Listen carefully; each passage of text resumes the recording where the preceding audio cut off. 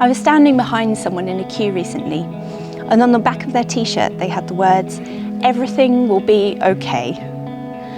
And this cynical part of me wanted to tap them on the shoulder and say, "Can you personally guarantee that everything will be okay? Who are you to make such a promise to me?" Here's a quote that gives me a lot more assurance and hope. That I don't know what tomorrow holds, but I know who holds tomorrow.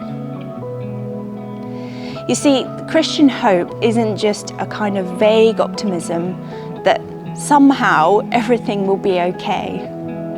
But actually, it's a lot more realistic than that. We don't control much of what happens in our lives, and we don't know what tomorrow might bring. But we do know the person who holds our lives in his hands. Listen to the words of Isaiah, writing 700 years before the birth of Jesus, and how he describes this person. "For to us a child is born, to us a son is given, and the government will be on his shoulders.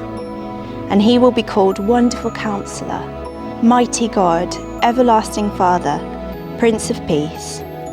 Of the greatness of his government and peace, there will be no end."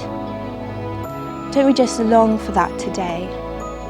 In our own lives, in our world, for a peace without end. And for a person who could guarantee that, who could carry that weight on his shoulders.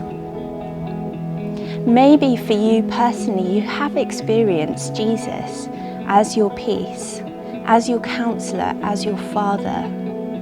When Jesus was born, everything changed because he was Emmanuel, God with us.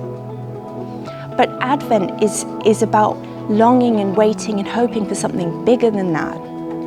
For this eternal future where Jesus will return as King and everything will actually be okay. So while we're waiting for that, while we're preparing for Christmas, let's put our hope in this person, the only one who could possibly carry the weight of our hopes. Let's put our hope in Jesus.